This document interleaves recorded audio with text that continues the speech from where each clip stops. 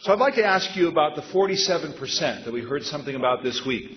Governor Romney, in some remarks that were taped at a fundraiser earlier this year, talked about how there's 47% of the country that does not pay federal income tax.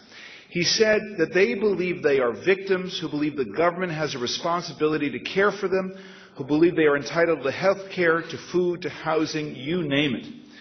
Governor Kaine, there's over 1 million Virginians who fall into the category of not paying a federal income tax, part of that 47%. What would you do about that? Do you think that should change? And what do you think more generally about whether too many Virginians, too many Americans by extension, are too dependent on government for basic needs in their life? David, I heard those statements, and you can say something off the cuff that you regret, but I really deeply disagree with the sentiment expressed by Governor Romney. I don't meet Virginians who think they're victims, and the notion that they need to have people take personal responsibility for them is frankly condescending and divisive. The last thing we need to do at this moment is to divide people one against each other. This nation is divided enough and we're wedged apart enough. We ought to be pulling people together. I think that as we talk about these long-term issues of the country's fiscal policy, we got to have shared sacrifice. Everybody has to be in the game if we're going to fix our budget issues. And we have an excellent opportunity to start right now, because we've got an issue on the table now that's immediate, that is going to call upon Congress and the President, and that is, how do we deal with these year-end budget cuts? Rather than divide Virginians and divide Americans, let's come together on them. And I have a simple and specific idea about how we can come together. We will let the Bush tax cuts expire as planned for people making more than $500,000. We will fix Medicare so that we can negotiate to get better prices on prescription drugs. We will let the tax subsidies to the big 5 oil companies expire. If we do that, we then have to find by year end about $235 billion in savings over 10 years. We can do that in the short term. Pin you down on one point. Do you believe that everyone in Virginia should pay something in federal income tax? Well, everyone pays taxes. I mean, the statistics that have come out. about federal income tax. I would be open to a proposal that would have some minimum tax level for everyone, but I do insist. Many of the 47% that Governor Romney was going after pay a higher percentage of their income in taxes than he does. Because he pays an earned income tax. Governor Allen, this is the standard bearer of the Republican Party, the leader of the Republican Party, as the nominee of your party for the presidency. Again, he believes that 47% believe that they are victims. Do you share that vision of America? And what would you do as Senator Allen about the 47%? The best indicator of what somebody will do in the future is their record in the past. My view is the best social program of all is a job. If somebody has a job, they're taking care of themselves and providing for their families. As governor, I worked with the Democrat majority in the legislature. We cut taxes, made Virginia much more business friendly, and over 300,000 net new jobs were created in the private sector. One of the other great successes we had while I was governor was welfare reform. And we wanted to promote the work ethic, and we wanted to lift people out of poverty towards independence and have the dignity of a job. I remember here in Fairfax County having a press conference where Innova was hiring folks, but also we had a competition between Domino's Pizza and Pizza Hut on who could hire the most folks on.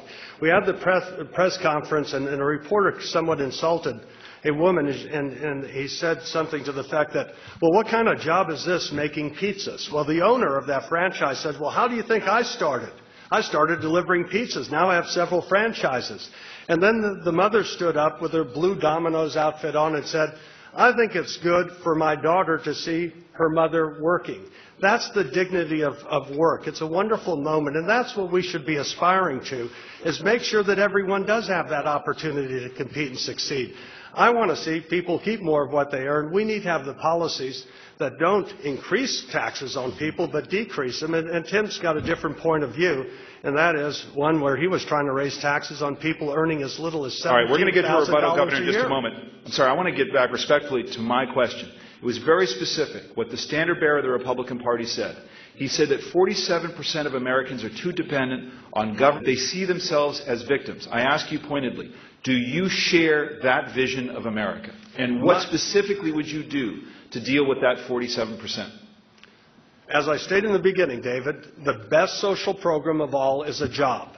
How do you provide more job opportunities for people? It's by having... You think nearly half the country see themselves as victims because they're too... No, I don't. I see people... I look very positively at the people of Virginia. So you would part company with Governor Romney on this point?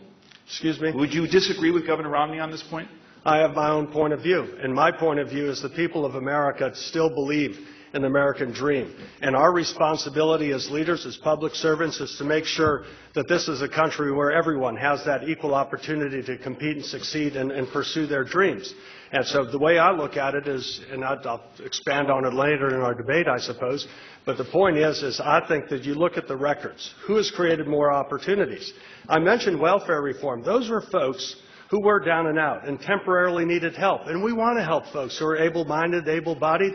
Even folks who are disabled want to work. I think that's a natural, one of the great attributes and characteristics of all Americans. And they don't look at themselves as victims. They want a government that reflects their values and gives them the opportunity to reach their aspirations and be that role model for their children to have a better opportunity. Take a moment for rebuttal here, a minute, please. I don't think the question of whether Governor Romney's statements are you agree with them or disagree with them is hard. I think it's very straightforward. They were divisive comments, and we're a state that's seen over our history too much divisive politics. One of the things I'm proud about this Commonwealth is I really see in the last generation a tremendous effort to turn our back on the divisive politics of the past. My wife's with me. Her dad, as a Republican governor in 1970, turned the state's back on segregation and integrated the public schools because he said it's past time for Virginia to have an aristocracy of merit. That's what he said in his inaugural speech. And this generation of Virginians has rejected the kind of division that was contained in that speech. It might have been off the cuff, it might have been a gaffe, but the sentiment is one that I think Virginians do not agree with, and I'm very thankful that they don't. Governor, go ahead. I'm sorry. Now, we can come together. Let's prove we can come together and not be divisive. And let's come together in a specific way on the most important issue of the day, resolving the short-term fiscal challenge that can create problems for our economy, problems for defense, and problems for Virginia jobs.